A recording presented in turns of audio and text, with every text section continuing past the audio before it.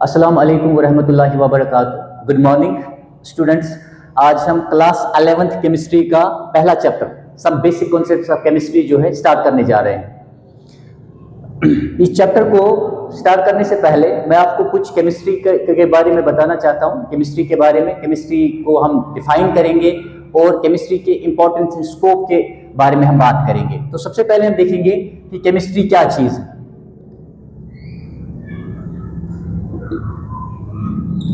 सबसे पहले हम केमिस्ट्री को डिफाइन करेंगे। तो केमिस्ट्री क्या है? It is study of matter. It is study of matter. जिस सब्जेक्ट में हम मैटर के बारे में पढ़ते हैं उसको हम केमिस्ट्री कहते हैं।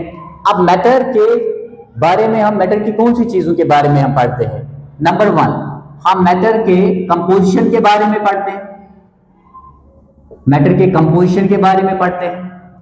नंबर 2, और किस चीज के बारे में हम पढ़ते हैं? एक तो कंपोजिशन के बारे में पढ़ते हैं, दूसरा स्ट्रक्चर के बारे में पढ़ते हैं। मैटर के स्ट्रक्चर के बारे में पढ़ते हैं। केमिस्ट्री क्या है? स्टडी ऑफ मैटर है, लेकिन मैटर के किन चीजों के बारे में हम स्टडी करते हैं केमिस्ट्री में? नंबर 1, एक तो कंपोजिशन के बारे में, number 2 structure, and number 3 properties of matter.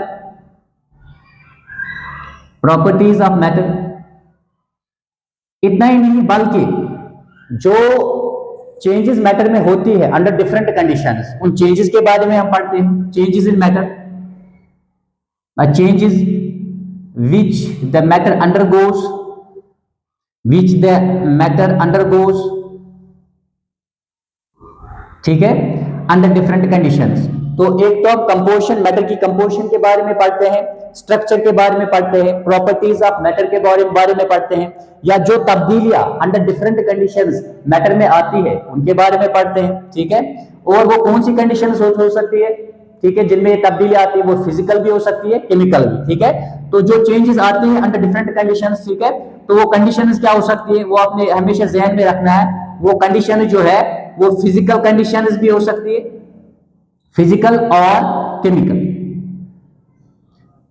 Physical और केमिकल चेंजेस। जो यहाँ पे चेंजेस आती है, ठीक है, अंडर व्हाट कंडीशंस, फिजिकल और केमिकल, तो ये तब्दीलियां वहां पे आती है, फिजिकल या केमिकल चेंजेस, ठीक है। जो चेंजेस वहां पे आती है उनके बारे में हम पढ़ते हैं केमिस्ट्री में। अच्छा, इतना ही नहीं बल्कि हम जानते हैं कि जो मैटर है, मैटर 2 बेसिक यूनिट्स का बना होता है, ठीक है, जैसे एटम्स एंड मॉलिक्यूल्स। और एटम्स एंड मॉलिक्यूल्स बच्चों, ठीक है, दोनों ऐसे पार्टिकल्स है, या हम ऐसा कहेंगे कि ठीक है, ये दोनों जो है केमिकल रिएक्शन में हिस्सा लेते हैं। तो जिन लॉज के मुताबिक ये जो बेसिक यूनिट्स है मैटर के, एटम्स एंड मॉलिक्यूल्स, ठीक है, ये जिन लॉज के मुताबिक, मतलब ये कैसे कंबाइन करते हैं अंडर सर्टेन लॉज या अकॉर्डिंग टू सर्टेन लॉज, ये कंबाइन करते हैं एक दूसरे के साथ, जिन्हें हम क्या कहते हैं? Laws of chemical combination. तो बच्चों, ठीक है, laws of chemical combination, laws of chemical combination, ठीक है, उन लॉज के बारे में भी हम केमिस्ट्री में ही पढ़ते हैं, लॉज ऑफ केमिकल कॉम्बिनेशन, ठीक है। इनके बारे में हम इंशाल्लाह आगे स्टडी करेंगे। तो सबसे पहले हम देखेंगे केमिस्ट्री किसको कहा जाता है। जो मैंने कहा, it is study of matter simply, लेकिन मैटर के कंपोजिशन के बारे में हम यहाँ पे बात करते हैं, स्ट्रक्चर के बारे में बात करते हैं, प्रॉपर्टीज ऑफ मैटर के बारे में बात करते हैं, जो वहां पे चेंजेस आती है फिजिकल और केमिकल अंडर डिफरेंट कंडीशंस, उनके बारे में बात करते हैं। लॉज ऑफ केमिकल कॉम्बिनेशंस, ठीक है, यानी मैंने कहा मैटर जिन बेसिक यूनिट्स का बना है, एटम्स एंड मॉलिक्यूल्स का, वो कंबाइन करते हैं अकॉर्डिंग टू सर्टेन लॉज, और उन लॉज को हम लॉज ऑफ केमिकल कॉम्बिनेशन कहते हैं। तो ये इन चीजों के बारे में हम यहाँ पे स्टडी करते हैं केमिस्ट्री में।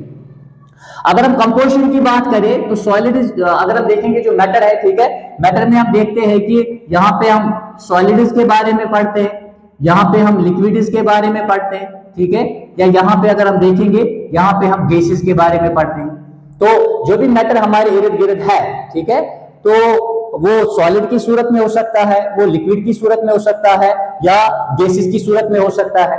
और जितना भी मैटर है सबका सब जो है विजिबल नहीं है, क्योंकि जब हम एयर की बात करते हैं तो दैट इज नॉट विजिबल। इस कमरे में, जिस कमरे में मैं इस वक्त एक क्लास दे रहा हूं, यहाँ पे भी आपको ज्यादातर चीजें जो हमें मैटर की देखने को मिलती है वो ज्यादा सॉलिड शेप में ही होती है। जैसे इस कमरे में अगर आप देखेंगे, चाहे मैं बोर्ड का इस्तेमाल कर रहा हूं, मैं इस मार्कर का इस्तेमाल कर रहा हूं, या यहाँ पे बेंचेस है, या यहाँ पे दरवाजा या खिड़कियां है, ये सब की सब क्या है? सॉलिड शेप में है। तो सॉलिड जो है हमें जनरली या कॉमनली हमें ज्यादा नजर आते हैं as compare to liquids and gases. तो अगर आप देखोगे, ठीक है, तो मेटल चाहे सॉलिड्स, लिक्विड्स और किनका कंपोजिशन, यानी इन तीन चीजों की है। सॉलिड्स हो सकते हैं, लिक्विड्स हो सकते हैं या गैसेस हो सकते हैं। आयर इस वक्त भी इस कमरे में मौजूद है, but that is not visible. Okay, अच्छा, स्ट्रक्चर के बारे में हम बात करते हैं, ठीक है। स्ट्रक्चर में हम कहते हैं कि जो सॉलिड्स होते हैं, ठीक है, सॉलिड्स में जो पार्टिकल्स होते हैं they are closely packed. Solids में पार्टिकल्स जो होते हैं they are very closely packed. जब हम स्ट्रक्चर की बात करते हैं तो सॉलिड्स का जो स्ट्रक्चर होता है, हमें पता है सॉलिड्स का जो स्ट्रक्चर होता है दैट इज रिजिड, ठीक है, और इस प्रॉपर्टी को हम रिजिडिटी कहते हैं। अच्छा, ऐसा क्यों है? क्योंकि हमें पता है कि सॉलिड्स में जो इंटरमॉलिक्यूलर फोर्स ऑफ अट्रैक्शन होता है वो बड़ा ही स्ट्रांग होता है, ठीक है, जिसकी वजह से जो पार्टिकल्स होते हैं, जो एटम्स होते हैं, they are very closely packed in solids, ठीक है। तो इस वजह से, इस प्रॉपर्टी की वजह से बचो, ठीक है, जो सॉलिड्स होते हैं उनके पास डेफिनेट शेप होता है, डेफिनेट वॉल्यूम होता है, तो इसलिए हम कहते हैं कि सॉलिड्स आर रिजिड जब हम स्ट्रक्चर की बात करते हैं। ओके, तो अगर हम दूसरा देखेंगे यहाँ पे लिक्विड्स में पार्टिकल्स क्लोज होते हैं, लेकिन उतने क्लोज नहीं होते हैं जितने किसमें होते हैं, शाबाश, जितने सॉलिड्स में होते हैं। तो एज कंपेयर सॉलिड्स, ठीक है, लिक्विड्स में पार्टिकल जो होते हैं वो थोड़े दूर दूर होते हैं, लिटिल बिट। मेरी बात समझ आई, ठीक है, यानी ये एक दूसरे के ऊपर स्लाइड कर सकते हैं। तो हमें पता है चूंकि यहाँ पे थोड़ी बहुत आजादी होती है, लिक्विड्स में पार्टिकल्स के पास थोड़ी बहुत आजादी होती है, जिसकी वजह से स्लाइड करते हैं एक दूसरे के ऊपर, ठीक है। और हमें पता है लिक्विड्स फ्लो करते हैं, जैसे सॉलिड्स रिजिडिटी के लिए जाने जाते हैं, वैसे ही जो लिक्विड्स है, ये बच्चों या लिक्विड्स है या गैसेस है, गैसेस में हमें पता है कि यहाँ पे पार्टिकल्स काफी दूर होते हैं, ठीक है, मैक्सिमम डिस्टेंस होती है पार्टिकल्स के दरमियान, गैसेस में मैक्सिमम काइनेटिक एनर्जी होती है उनके पास, ठीक है। तो हमें याद रखना है हमेशा के लिए, जो ये होते हैं हमारे पास क्या शबाश, जो गैसेस होते हैं, गैसेस में ठीक है, गैसेस में पार्टिकल्स काफी दूर होते हैं, ठीक है, और उनके पास मैक्सिमम काइनेटिक एनर्जी होती है, ठीक है, जिसकी वजह से जो गैसेस एंड लिक्विड्स है हमारे पास, ये जैसे सॉलिड्स रिजिडिटी के लिए जाने जाते हैं, वैसे जो हमारे पास लिक्विड्स और गैसेस होते हैं, ये जिस प्रॉपर्टी के लिए जाने जाते हैं दैट इज फ्लूइडिटी। फ्लूइडिटी का मतलब क्या होता है? एबिलिटी टू फ्लो, यानी जो हमारे पास लिक्विड्स और गैसेस है वो फ्लो करते हैं, इनमें एबिलिटी होती है फ्लो करने की, ठीक है। दैट इज व्हाई इस प्रॉपर्टी को हम क्या कहते हैं? फ्लूइडिटी कहते हैं। यानी स्ट्रक्चर के बारे में हम पढ़ते हैं, अब रेस्ट आपको पता ही है, ठीक है। किसी मैटर, ठीक है, तीनों चीजों में प्रेजेंट हो सकता है, सॉलिड, लिक्विड एंड गैस में प्रेजेंट हो सकता है, और ये दो फोर्सेस के नेट इफेक्ट पे डिपेंड करता है कि किसी चीज का सॉलिड में होना, लिक्विड में होना या गैस स्टेट में होना, ये नेट इफेक्ट, ठीक है, दो फोर्सेस के नेट इफेक्ट पे डिपेंड करता है। एक बच्चों, ठीक है, फोर्स ऑफ अट्रैक्शन, ये फोर्स ऑफ अट्रैक्शन एक आता है, दो चीजों पे डिपेंड करता है। फोर्स ऑफ अट्रैक्शन की वजह से जो पार्टिकल्स होते हैं वो क्लोजली पैक्ड होते हैं। अगर फोर्स ऑफ अट्रैक्शन ज्यादा है तो पार्टिकल्स क्लोजली पैक्ड होंगे, ठीक है, पार्टिकल्स के पास फिक्स्ड पोजीशन होगी, पार्टिकल्स के दरमियान फिक्स्ड डिस्टेंस होगी। तो हम जानते हैं कि ये जो चीज है, ठीक है, ये सॉलिड्स में होता है, ठीक है, और सॉलिड्स इस वजह से सॉलिड्स के पास definite shape and definite volume होती है। लेकिन अगर हम देखेंगे कि अगर, ठीक है, दूसरा क्या होता है? थर्मल एनर्जी किसकी वजह से होती है? टेम्परेचर की वजह से, ठीक है। तो अगर ये थर्मल एनर्जी ज्यादा है, पार्टिकल्स के पास अगर थर्मल एनर्जी ज्यादा है तो ये हमेशा क्या करती है? ये हमेशा बच्चों, ठीक है, पार्टिकल्स को ज्यादा फास्टर मूव करने में मदद करती है। अगर थर्मल एनर्जी ज्यादा है, जो कि टेम्परेचर की वजह से होती है, अगर ये ज्यादा है तो ये हमेशा, ठीक है, पार्टिकल्स को फास्ट मूव करने में मदद करती है। तो ये कहां पे ज्यादा हो सकती है? ये गैसेस में बहुत ज्यादा है, ठीक है, एज कंपेयर टू क्या? Solids and liquids. तो आपने याद रखना है कि इन दो चीजों पे डिपेंड करता है, forces of attraction and next one is the thermal energy. किसी भी सबस्टेंस का इन तीन स्टेटस में होना इन दो चीजों पे डिपेंड करता है। अच्छा, तीसरा मैंने कहा था प्रॉपर्टीज ऑफ मैटर, जो मैं अभी बता रहा था कि सॉलिड्स के पास definite shape and definite volume होता है, ठीक है, क्यों होता है वो मैंने बताया आपको। अच्छा, अगर वहीं पे देखेंगे जो हमारे पास लिक्विड्स होते हैं इनके पास डेफिनेट वॉल्यूम तो होता है लेकिन डेफिनेट शेप नहीं होती है। रीजन है कि लिक्विड्स में पार्टिकल्स जो पोजीशन है वो फिक्स्ड नहीं होती है, they can slide over one another, लेकिन एट द सेम टाइम, ठीक है, अगर देखा जाए डिस्टेंस या space between the particles that is fixed. That is why कि जो हमारे पास लिक्विड्स होते हैं इनके पास डेफिनेट शेप नहीं होती है लेकिन डेफिनेट वॉल्यूम होता है। लिक्विड को आप जिस भी कंटेनर में डालेंगे उसी की शेप ले लेता है।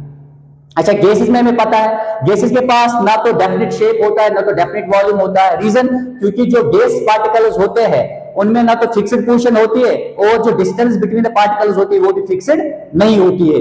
तो रेस्ट आप बाकी चीजें जानते ही हैं, ठीक है, कि सॉलिड जो है इनमें लो कंप्रेसिबिलिटी होती है, ठीक है, eight the same time gases में ज्यादा कंप्रेसिबिलिटी होती है, ठीक है।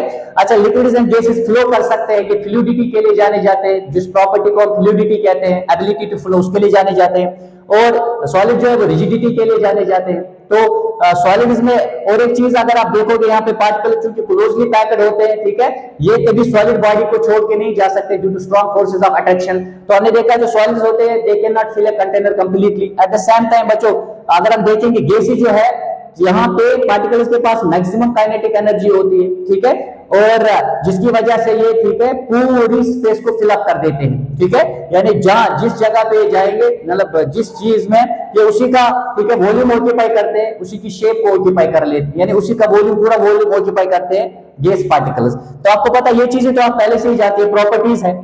अच्छा, चेंज जो इनमें आ जाती है वो फिजिकल हो सकती है या वो केमिकल हो सकती है, ये हमें पता है, ठीक है।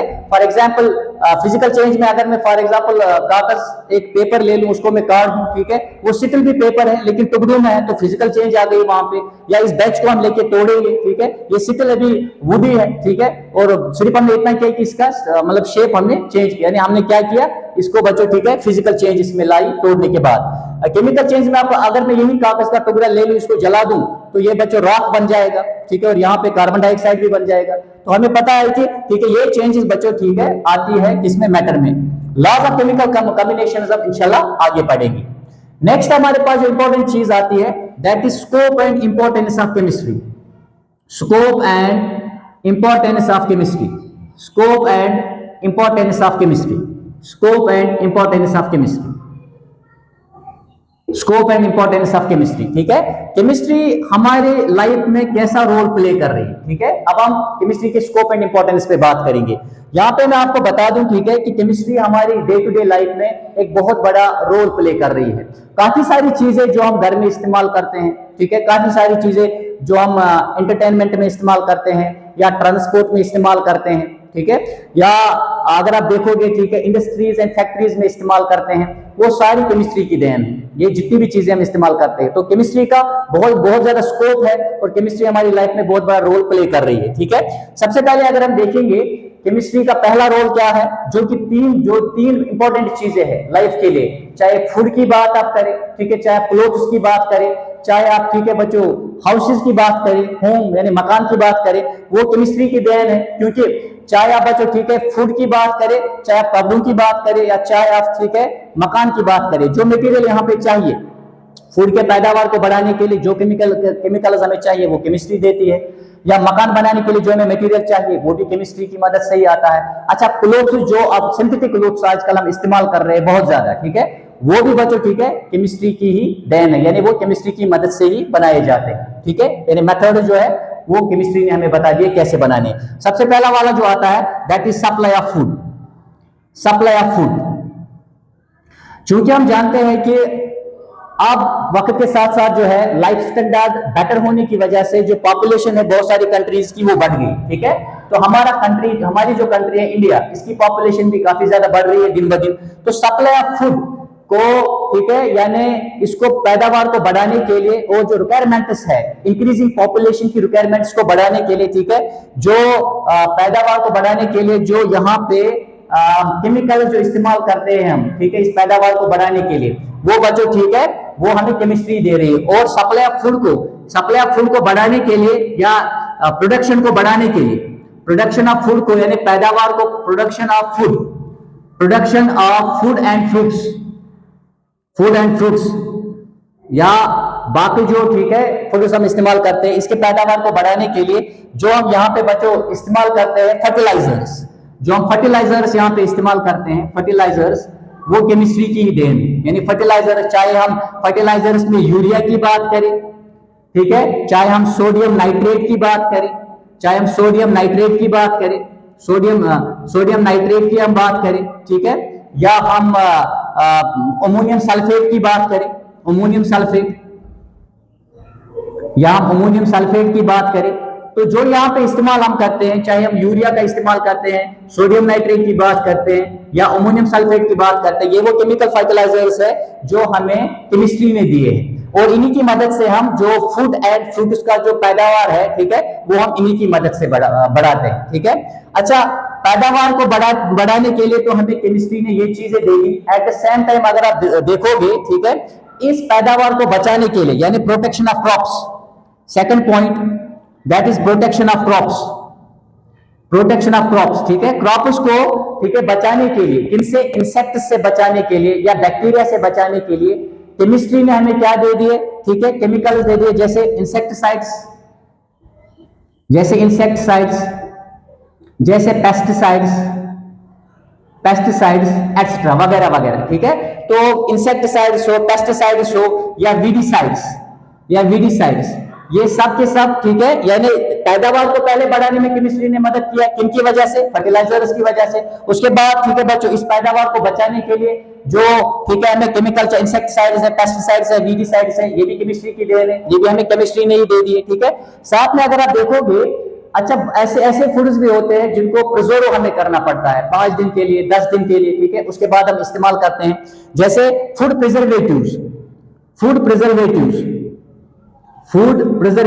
ठीक है, फूड प्रिजर्वेटिव जो होते हैं, ठीक है, जैसे आपके पास बटर होता है, बटर फूड है हमारे पास, या जाम है या स्कॉश है, ठीक है, इन चीजों को, ठीक है, थोड़े अरसे तक बचाने के लिए हम फूड प्रिजर्वेटिव्स का इस्तेमाल करते हैं। और ये फूड प्रिजर्वेटिव्स ये किसने हमें दे दिए, केमिस्ट्री ने ही दे दिए हमें, ठीक है। अच्छा, इतना ही नहीं बल्कि प्योर सप्लाई ऑफ फूड को इंश्योर करने के लिए, यानी एक साफ और शिफाफ सप्लाई जो फूड की है उसको इंश्योर करने के लिए, मिलावट को चेक करने के लिए जो मेथड्स इस्तेमाल किए जाते हैं वो भी केमिस्ट्री की देन है, ठीक है।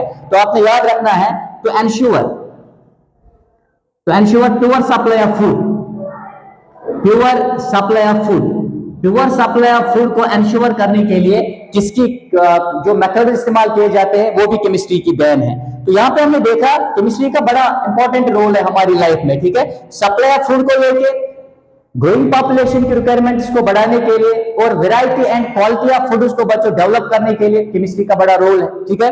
अच्छा, इतना ही नहीं बल्कि प्रोटेक्शन ऑफ क्रॉप्स में जो भी हम, ठीक है बच्चों, केमिकल्स इस्तेमाल करते हैं वो केमिस्ट्री ने दे दिए। अच्छा, फूड प्रिजर्वेटिव्स, ठीक है, हम इस्तेमाल करते हैं, कुछ ऐसे फूड होते हैं जो हम चाहते हैं थोड़े अरसे तक हमारे पास रहे और हम उनको इस्तेमाल करें, तो फूड प्रिजर्वेटिव जो हम इस्तेमाल करते हैं वो भी केमिस्ट्री ने दे दिए। अच्छा, प्योर सप्लाई ऑफ फूड को इंश्योर करने के लिए, ठीक है, मिलावट को चेक करने के लिए जो हम मेथड्स इस्तेमाल करते हैं वो भी केमिस्ट्री की ही देन है। तो ये इंपॉर्टेंट। नेक्स्ट चीज अगर आप देखोगे, नेक्स्ट हमारा, ठीक है, सैनिटेशन, ठीक है, या हम साथ में ये कहेंगे कि बीमारियों से बचने के लिए, ठीक है, केमिस्ट्री ने नेक्स्ट चीज क्या की, ये तो नंबर 1 है, ठीक है। नंबर 2 अगर हम देखेंगे, sanitation and health, sanitation and healthy life, sanitation और हेल्दी लाइफ को बच्चों, ठीक है, इंश्योर करने के लिए केमिस्ट्री ने बड़ा अच्छा रोल प्ले किया या कर रही है इस वक्त प्रेजेंटली भी हमारी लाइफ में। तो अगर आप देखोगे, लाइफ सेविंग ड्रग्स, केमिस्ट्री ने हमें ऐसे ड्रग्स दे दिए, ठीक है, जो हमें खतरनाक या मोहलिक बीमारियों से बचाता है, जैसे मैं आपको यहाँ पे एग्जांपल देता हूँ। आपने देखा होगा, ठीक है, बहुत सारी बीमारियां जो पास्ट में बहुत मोहलिक थी, जिनकी वजह से हजारों लोगों की जानें गई, ठीक है, जैसे मैं कॉलरा की बात करूं, डायरिया की बात करूं, ठीक है, या स्मॉल पॉक्स की बात करूं। आजकल ये जो थिंग्स ऑफ पास्ट बन चुकी है, अब ये पास्ट की चीजें है, ठीक है। तो यहाँ पे बच्चों इनसे बचने के लिए हमें जो है लाइफ सेविंग ड्रग जो है किसने दे दी है, केमिस्ट्री ने, ठीक है। यहाँ पे मैं फॉर एग्जांपल अगर 2 की बात करूं, सिस्प्लेटिन बच्चों, ठीक है, एक ऐसा ड्रग है जो कैंसर थेरेपी के लिए इस्तेमाल किया जाता है। सिस्प्लेटिन ये कैंसर थेरेपी के लिए इस्तेमाल किया जाता है, ठीक है, इसके इफेक्टिव ट्रीटमेंट के लिए इस्तेमाल किया जाता है। या हमारे पास AZT है, ठीक है, AZT क्या है, थाइमिडीन, ठीक है, ये एक ऐसा, ठीक है बच्चों, ड्रग है जो एडिस पेशेंट्स के लिए इस्तेमाल किया जाता है। जो एडिस पेशेंट होते हैं उनको ये AZT थाइमिडीन दिया जाता है, ठीक है। तो ये बच्चों कुछ थोड़ा सा मैंने आपको scope and importance of chemistry के बारे में बता दिया। लेक्चर को कंटिन्यू करने के लिए और मजीद फायदे केमिस्ट्री के बताने के लिए या केमिस्ट्री के स्कोप और इंपॉर्टेंस के बारे में मजीद चीजें बताने के लिए इंशाल्लाह, ठीक है, मैं दूसरे लेक्चर में आपको दोबारा मिलूंगा।